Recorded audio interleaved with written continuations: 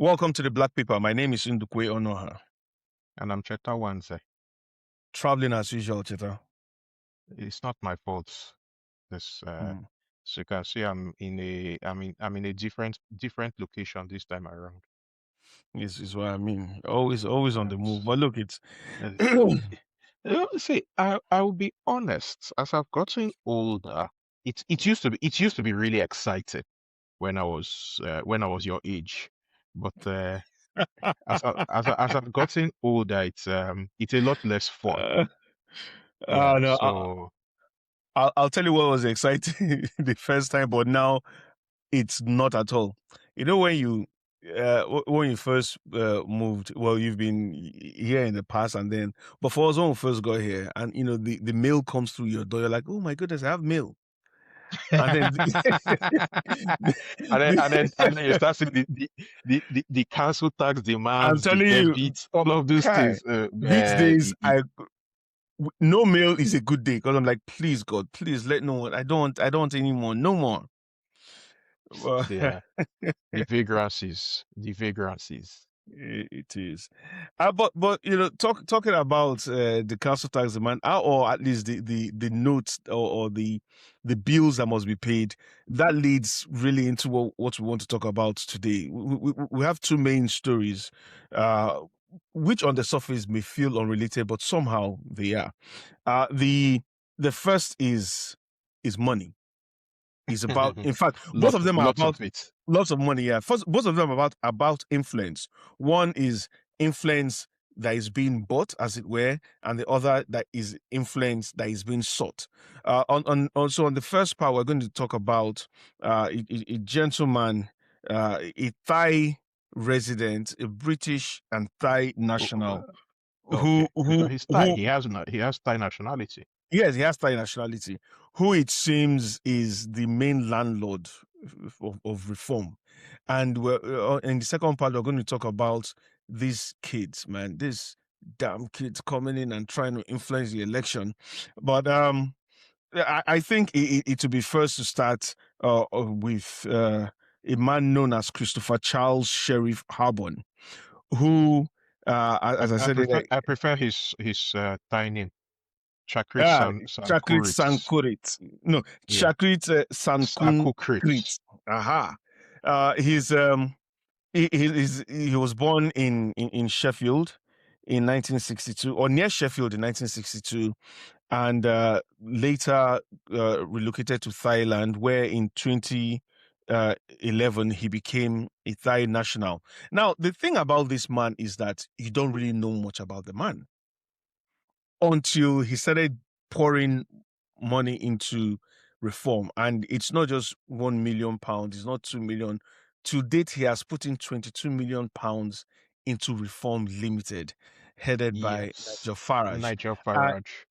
and it's almost, when you look at it, it's almost like he's playing the sort of game where that Elon Musk played in the US, where it seems now that democracy is like the playground of the billionaire class.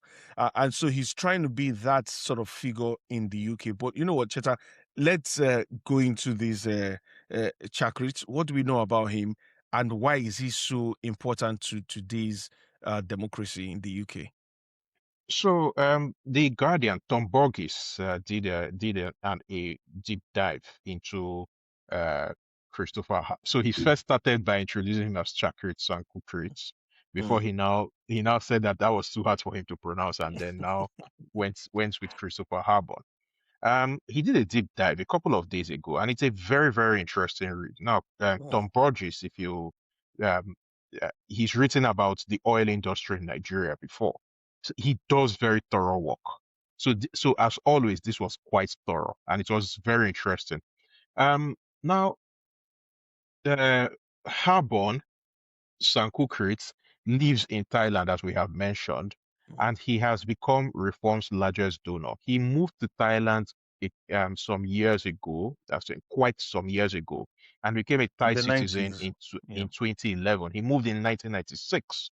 I'm recalling the article from memory. Moved in Mm. 1996, and then made quite some money during if you remember, the Asian financial crisis of '98. Mm. He made some of the right bets, The article made it very clear that he's a very, very smart individual. He made the right bets. He started out as an engineer and then moved into finance. Made the right bets, made a lot of money, and now he was one of the earliest adopters of Bitcoin. And he went into Bitcoin, he went into Ethereum, he took early positions and made mega money. So he's from what they said, he owns 12% of Tether. Tether is a stable coin. It's a stable coin. Um, I think this is where, as a Juventus fan, I think I should hands up and mention that Tether is a part owner of Juventus, the minority shareholder. Mm. Um, And then stable coins. Just want to expand on that a bit. Stablecoin hey, it's a sort of cryptocurrency that's Yeah, it's sort of like an I, exchange, a conversion yeah, exchange. it's So yeah, okay, please every go ahead. no, yeah. So conventional money, it's the I almost think of it, and maybe that's not fair, almost like a washing machine. But conventional money goes into this cryptocurrency, or stablecoin, and then comes out as a cryptocurrency. But it's almost like, think of it almost like a holding or a central bank, as it were, but Yeah, for it aims stablecoin specifically aims to be stable. yes, So it's usually and it's tied to pegged it. to It's the pegged US dollar. is it? No, it's not necessarily the US No, dollar. Tether, sorry, It's Tether is tied to the US dollar. yes, So Tether is tied to one the Tether, US dollar, yeah. but yeah, I think Ethereum, for example, is tied to some commodity Mm, specifically. I mean, one of the reasons why I have never gone into cryptocurrency is that I don't understand it. mm, And as a matter as a rule of thumb, I try to avoid stuff that I don't understand, so that if I as in, uh, basically, I like to be able to look back if I get burned in something. And I mean, at my age, I have gotten burned here and there over the course of my life. I like to be able to look back and diagnose and say, this is where I went wrong. yeah. I still And do the not thing, understand. yeah, sorry, Yeah, go on. and but and that's actually quite a very good point to make, because the thing about Tether, as with all these stable coin things, is that because there's no government regulation, there's no scrutiny. It's people on one hand say this is some form of advanced Ponzi scheme. Others, because the value of each coin, as it were, depends on what people say it is. So one day it can be up 1,000%, the other day is down by 200% or whatever percent, and Yes, people. So it depends on the mood, and one remembers some Sam Bankman Bankman-Fried. Fried, yeah, who basically made money uh, off of this, who got people invested in this, and it turns out that he was running a high level Ponzi scheme. Ponzi So that scheme. is that's one of the problems about this, because I was reading an article where the argument was that anyone who's taking money from this guy should really have their head checked, because this guy is moving in the gray market, as it were. Um, Tether, as we said, is a stable coin. No government oversight. However, they're on par. They're on course to become a $500 billion company. And the question really is, why have they put in two-thirds of the money that's gone into Nigel Farage's reform is from this one man alone? One, is he acting alone, or is he a front for an For industry others. for others? That's one. But two, even though Nigel Farage keeps saying, this man wants nothing from me. Believe that if if you believe Please. that there's something wrong with you. But then it's interesting that just after having received money from Harborne, Farage goes on a spree promoting Tether. So the Not just question that, not just that. mm, In wider terms, Farage is proposing cutting capital gains tax on cryptocurrencies, oh basically yeah, from 24% to 10%. And he also proposes he has said clearly that if he becomes prime minister, he will make the Bank of England to hold Bitcoin. Both policies, cutting capital gains on cryptocurrencies, making the Bank of England to hold Bitcoin. It will make Harborne enormously wealthy. The guy is already very rich, but Mm-hmm. it will make him enormously wealthy. So, at the end of the day, this is a classic case of follow the money. Mm. The man has he has invested in Farage. So this will be 22 where million pounds. 22 million pounds. Mr. Harborne, if you are listening, I come and invest in me. But you see, but for me, I can't, the irony, I can't but marvel at the irony of somebody who is an immigrant sponsoring people who are anti-immigrants.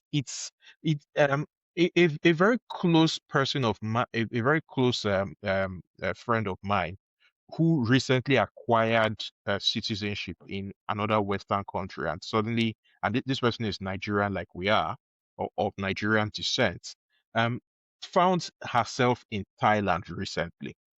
Mm. For and it's so a few years ago, myself and the family I wanted to go to Thailand, because my cousin was working in the Nigerian embassy there at the time and invited us to come and visit. But the requirements, the difficulty to get a Thai visa, they told us that we have to go to Abuja to get NDLEA certification, Mm. all this. By the time we looked at all the stress, the cost, everything, it was like we not do again. One day we could still reach that place if Mm. necessary, if need be. Now, this other person that I'm talking about, went to Thailand, and this is within the last month. And she actually ran into quite a number of Brits who live in Thailand. Um, and okay, for the records, she has an American passport, so she went there from the US. And she went because it was a work thing that took her there. But she ran into Brits there, and she said that one of the discussions that they were having was about immigration. And she couldn't believe what she was hearing. I said, you guys are anti-immigration, but you are effectively all immigrants in Thailand. Mm. And Chris Harborne is in that boat. Well, I mean, So he'll tell you that. Sorry, but he'll tell you that, and we see this with even that he's an those. expert. No, it's not even the expat thing. There's the only immigrant that see themselves worth, or rather, there's a class of immigrants that see themselves as being above others and above that conversation, and that's the millionaire or the billionaire class. And you see that with Farage, Isabel Oakeshots.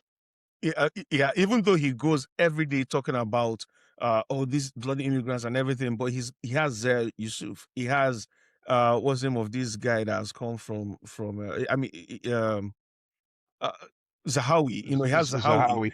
Zahawi. He has a lady that is trying to run for London mayor. It's if you have money, and so it's Mm, all about the money. If you have money, you're a good immigrant.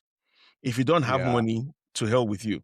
But even around that money thing, one of the issues that would have made any politician that had two brain cells to rub together with that before taking money from either cryptocurrency or tether is the fact that apart from just the whole ecosystem of the crypto ecosystem, Tether on its own has been fingered in a lot of uh, questionable transactions. So you have the UN Office on Drugs and Crime that has reported that Tether on the Tron blockchain has become a preferred vehicle for cybercrime, fraud, money transfer, and illegal gambling across multiple jurisdictions.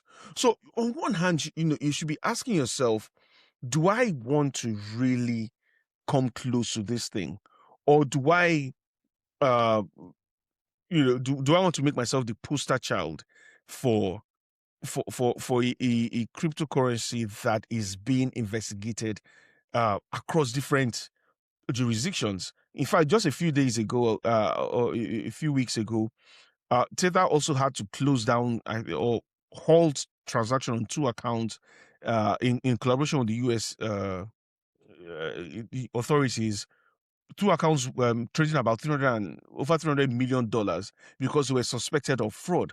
So the question is, are we past that stage where fraud doesn't matter, or the appearance of fraud doesn't matter? It's just all about the money. I think if we want to be honest, we've never left that stage. Mm, I mean, if you go back to, there's a reason why some people were called the robber barons. And if you go back even 100 years before those, mm, Honoré de Balzac said something, said behind every great fortune there's a crime. I'm a bit uncomfortable with trying to blame Teta itself mm, for being whatever, because that's actually that removes agency.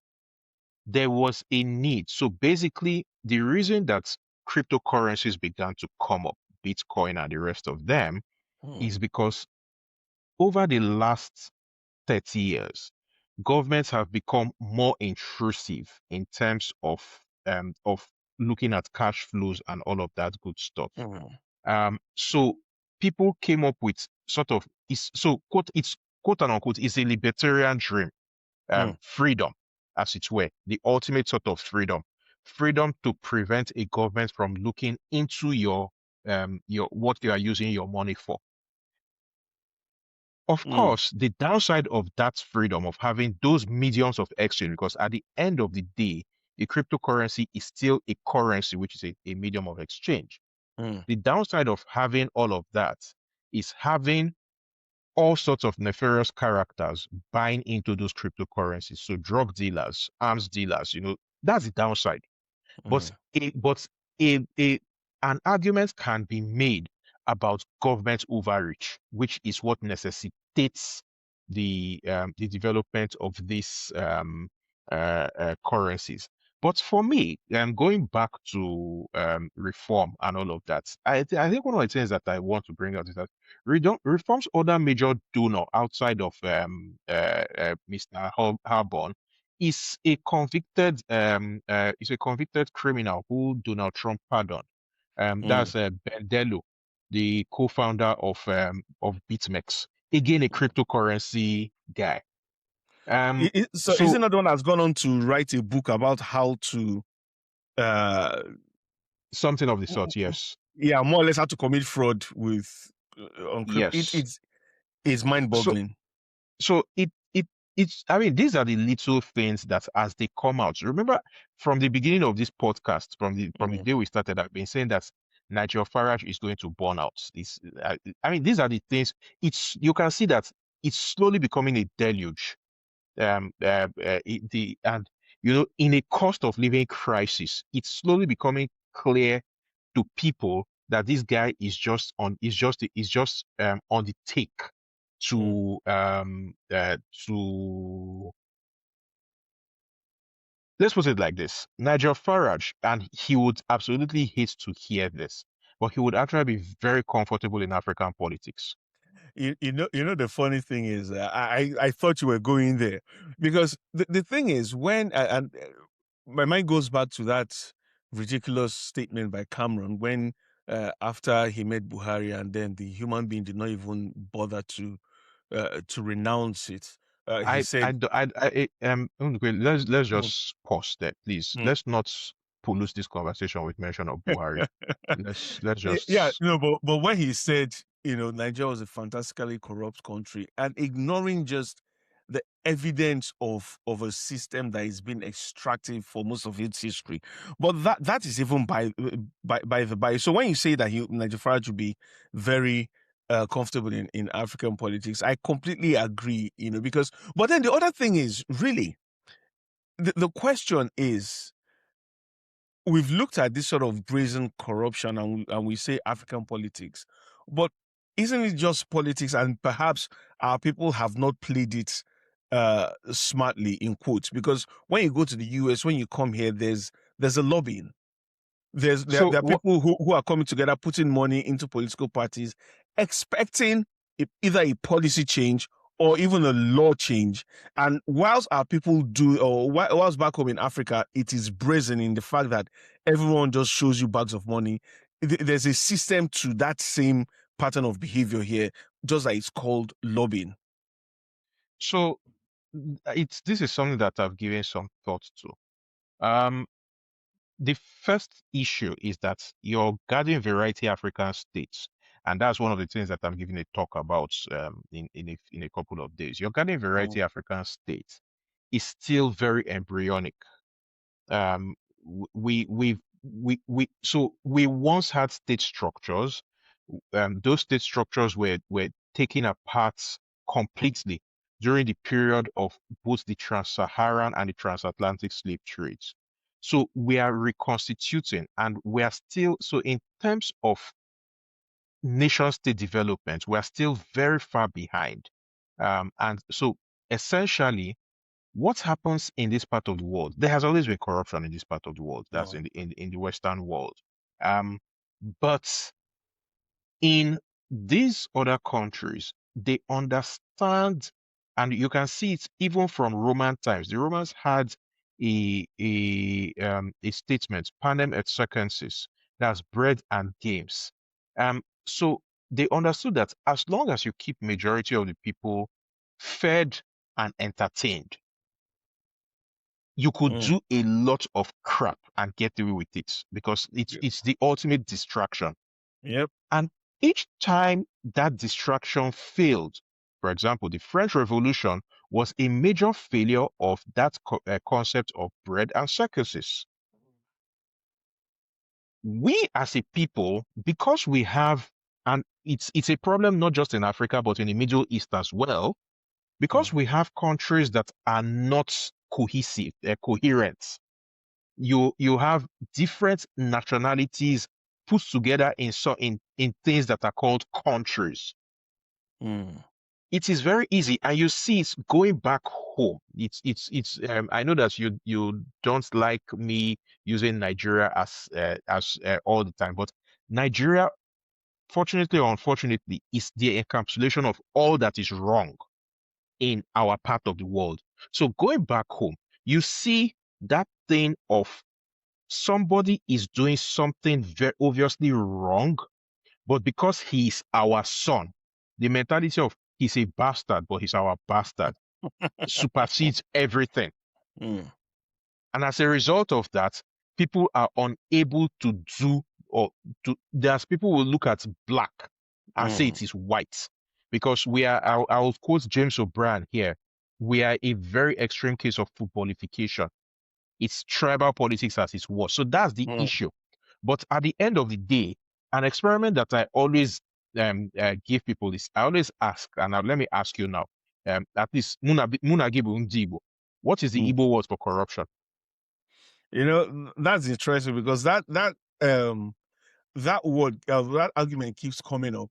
And whilst I can't think of it, but I can't also argue There's that corruption you in can't think of pre-colonial it for times. example. There you can't think of it for Because it might not there be a was word, it corruption, might but be the a phrase. concept, it's a Because concept. yes. Yeah, it's a concept, it's a phrase.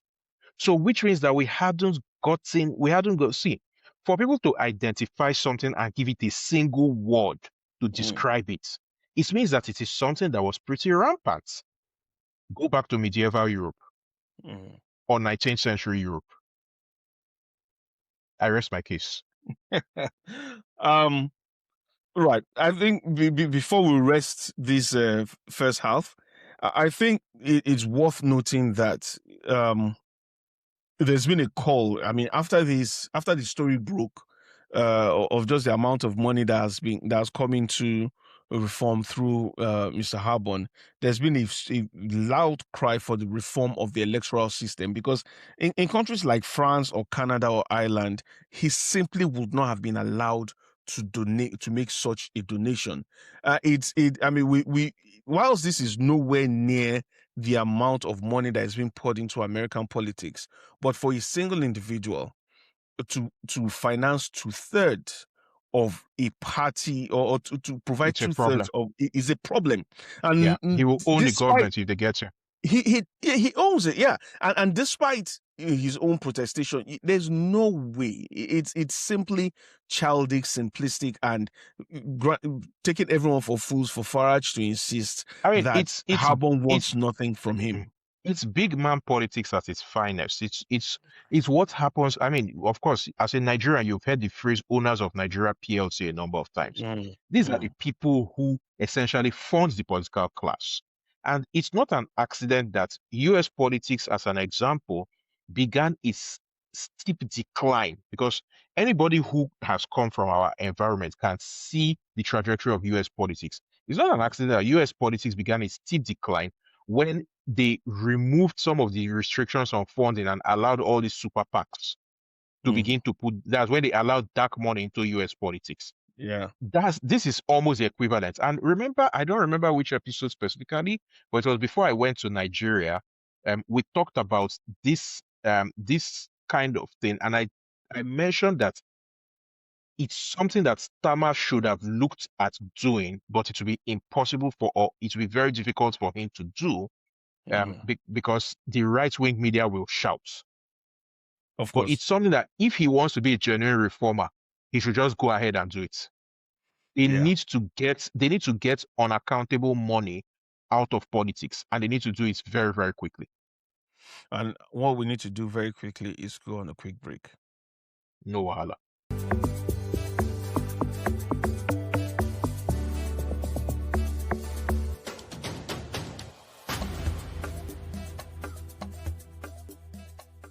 Welcome back to the Black Paper. My name is Ndukwe Onoha. And I'm Cheta Wanze. Today I'm going to give you a quote, and then I need you to tell me who said it and when. Are you ready? I thought that Come I've on. stopped writing exams. Never, never. Right. So here it goes. If you can work, if you can pay tax, if you can serve in your armed forces, then you ought to be able to vote. Who said this and when? Ha.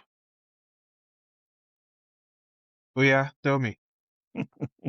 That was Keir Starmer during the 2024 general elections, and he was I'm not a stand of aficionado. So yeah. No, anyway, go well, on. this goes into this goes really into our second story, because during the He 2024 was supporting election, lowering the age. yes, during 2024 election, it was Labour made it clear that if we go into power, we would reduce the voting age from 18 to 16, to follow in the leads of Scotland and Wales, I believe, who already have that going for them. But now, what has happened, and it's quite interesting that everything or a lot of things seem to revolve or have changed after they've gotten and Denton by-election, where there's been an upsurge in the Green vote, and with Zach Polanski knocking very hard on the door of Labour vote, suddenly there's a report that a lot of backbench MPs are asking Keir Starmer to delay the implementation of lowering of the voting age until after the 2029 elections, and for it to come into effect by 2030, because there's a fear amongst them that if this were to happen before the next general elections, these young voters would go to the Greens rather than stay with Labour. And when I saw this, I was quite You shook your uh, head. I was quite amused because I was already just whipping out the TikTok and trying new trends to see if I could uh, appeal to the younger demographic. But it seems that I'll have to go back to just using Facebook now. What do you think, Cheta? So I think the first issue that I would bring up is that you guys are caught up in politics of fear. And that fear is being that's I'm talking of Labour now, and Mm, to some extent, the traditional parties, Labour, the Lib Dems, the Conservatives, are caught up in politics of fear. So, um, but the number of leaflets that have been put through my post box, mm, um, as a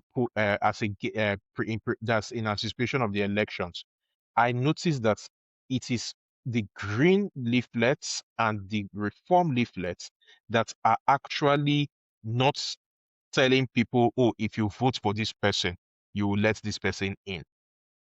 You understand?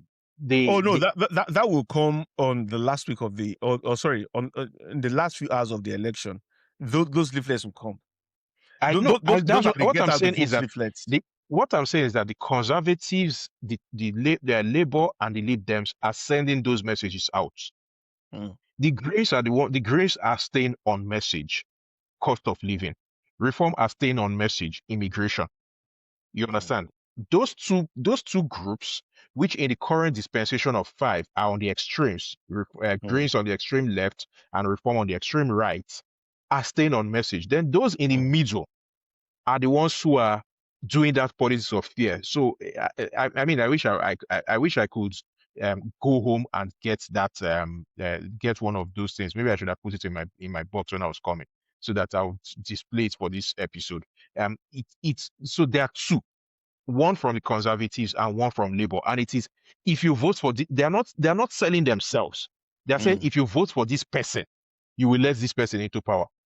People see Uh, through that. yeah. People stay through And, that. That's the classic what's happened in Gotten and Denton. mm, And if you don't, so people need to shape up. So this policy was actually a Labour manifesto pledge. It was in the manifesto.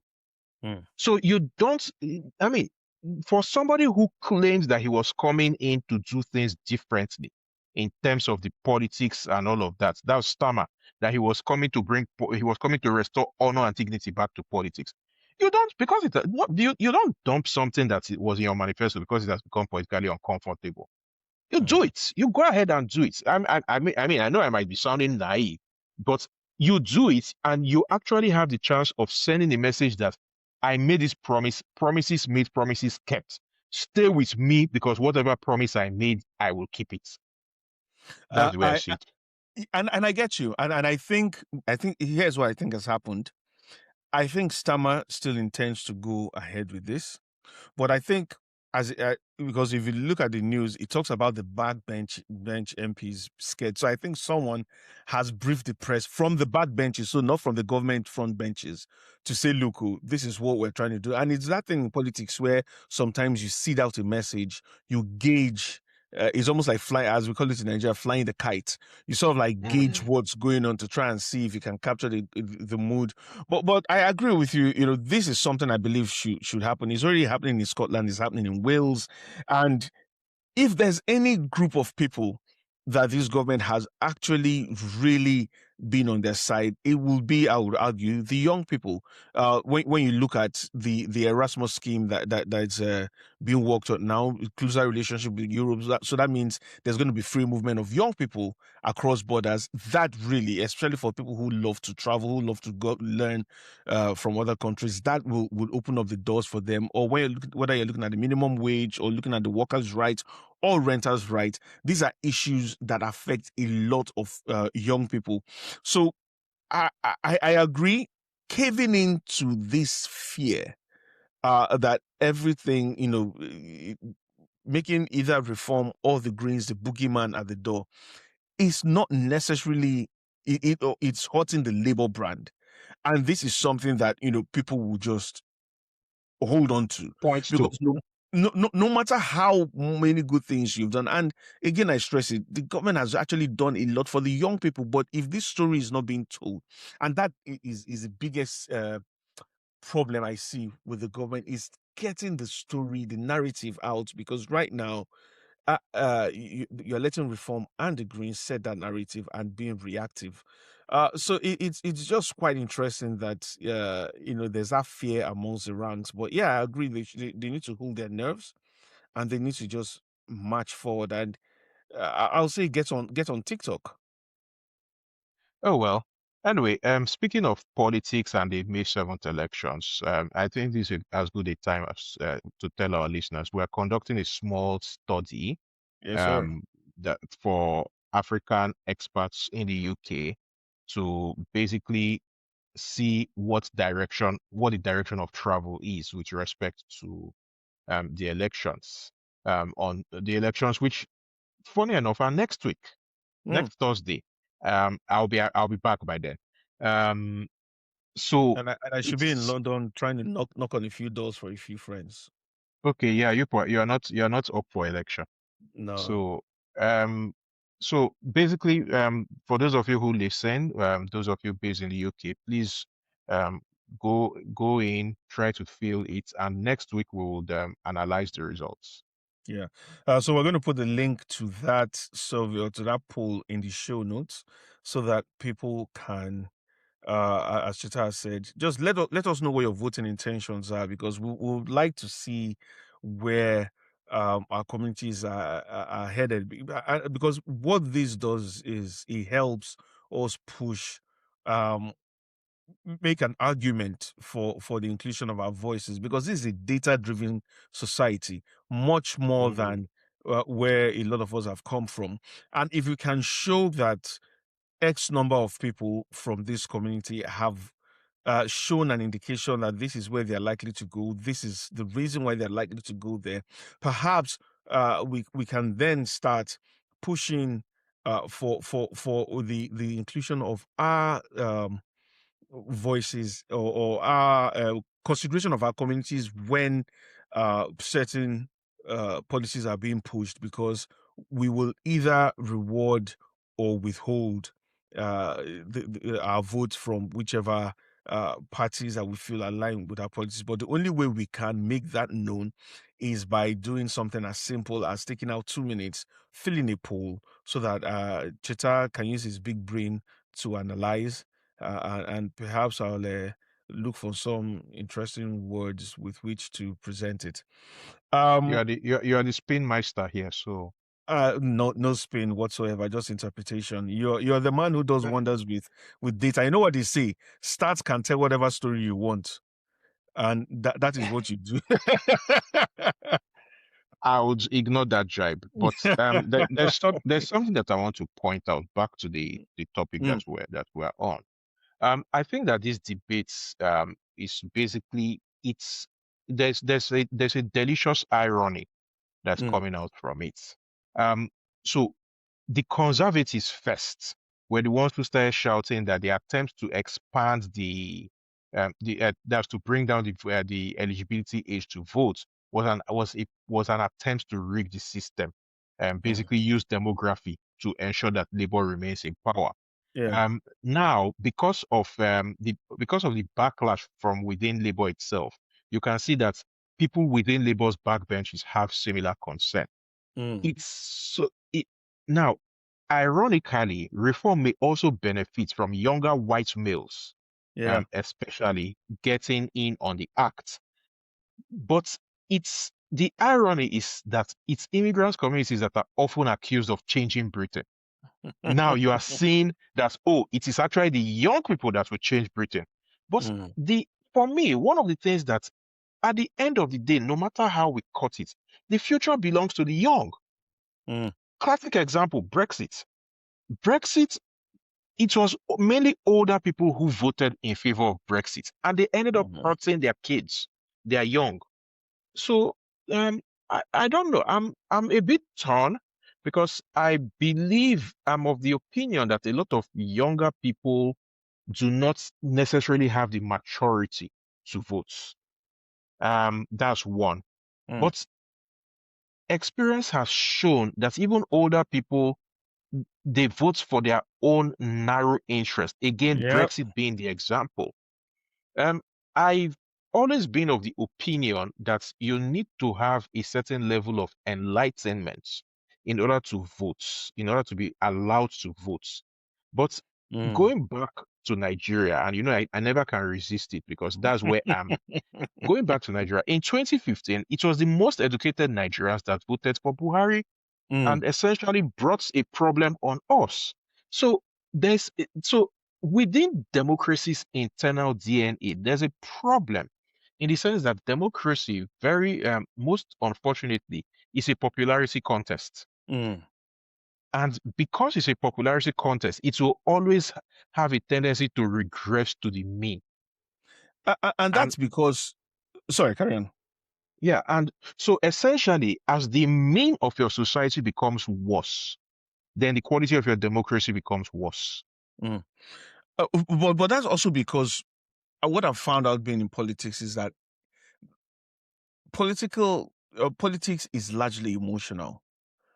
forget what when we get together, we talk about, talk logic, we do all that. At the end of the day, the person that wins is the person that captures the imagination of a people, which is why people like Farage is soaring in the poll, because he just says, oh, he's immigrants. And Polanski is talking about making hope normal again, or Donald Trump, make America great again. It's that capturing the imagination of a past that maybe never was or may never be, of a future, excuse me, in for like the Days of Greens. future past. You understand? So it's that thing of capturing imagination, which is why, to go back to your Nigerian Buhari analogy, no matter how educated people were, they longed for some form of maybe strong man politics, because it just seems everything was going haywire, and then we were where we were. But to go back to this thing again, it's Yeah. I think to make the argument for Labour holding its nerves, we already see that all the parties, maybe apart from the Greens, have committed to the triple lock for the pensioners. Because again, these are the group. This is a group that usually votes, and the triple lock is to ensure that the basic rate of annual pension of state pension rises annually by either inflation or the average earning growth, or by 2.5%. Now, Mm. every party who wants the pensioners to vote for them have committed, even when they say, look, we're going to change this, but then when they look at the numbers, they're like, whoa, no, let's not mess about with these pensioners. They've committed, they've tied themselves to that. I think what Labour also needs to understand is, it's not just enough to lower the voting age. The question is, what is the, for lack of a better phrase, what is a triple lock for this young demographic that can make them say, no matter what any other party dangles in front of us, we are going to stick with you? Because this is one of those policies that it doesn't just capture a new cohort of voters, it builds them and grows them for generations to come. Now, Teta, what we always like to do with this podcast is bring our conversations back down to our communities. So whether it's the crypto billionaire funding reform, or whether it's the young person who may or may not get a chance to vote for the first time in 2029, how does that, if at all, affect our communities? So with the crypto billionaire, I think the first thing that shows from my point of view is that there's a lot of money propelling reform, Mm, which for me portends a great danger, because mm, essentially it tells us that the very corruption that ran our country, our homeland aground, also exists in this mm, in the western part of the world, which to the minds of so many of us was actually a safe haven. And mm, we need to be very, very conscious of that reality, that, oh, this corruption also exists in this part of the world. And this corruption mm, ultimately, the problem with corruption is that ultimately it is corrosive. mm, Um, so you have to ask, is electoral finance law in the UK fit for purpose? And on the evidence that we're seeing at the moment, it is not. And if electoral finance law is not fit for purpose, you are going to end up with strong men in power. mm, And strong men in power is not good for anybody. I mean, come on, the other major donor is a convicted criminal. Yes, he was pardoned by Donald Trump, but I mean, Donald Trump. I think that is very that says it all, doesn't it? that says it all. Now the second bit, which is the bit about the kerfuffle around lowering the age of uh, the voting age, is it's like I pointed out. The irony of it is it's a demographic change, but the very same people are when so we are the classic victims of misdirection. There's a demographic change happening, but they are trying to direct the conversation. Oh, look, that's where the demographic change is coming from. Mm.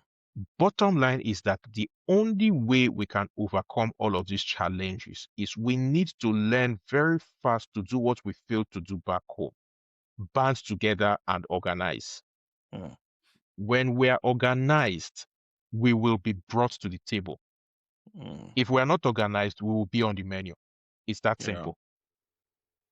Well said, Cheta. Uh, for me, for the first story, so we're talking about Christopher Harborne. It's 22 million pounds. Not everyone can sit down and just dish out 22 million pounds. However, this If is he one thing gives me, I'll take shower. this is one thing I've noticed, Cheta, because we always have, or I say always, no, now and then we have fundraisers as a party, at a local level, maybe constituency level, or even as a local authority level for the party. And I always see sort of like the same set of businesses, local businesses, who have bought a table, who have donated to the party, and who are there, to celebrate with the party. And this is where you have, I mean, the last one I went to, the prime minister was there, Keir Starmer. And I remember sitting there and just saying to myself, my goodness, where are the African businesses?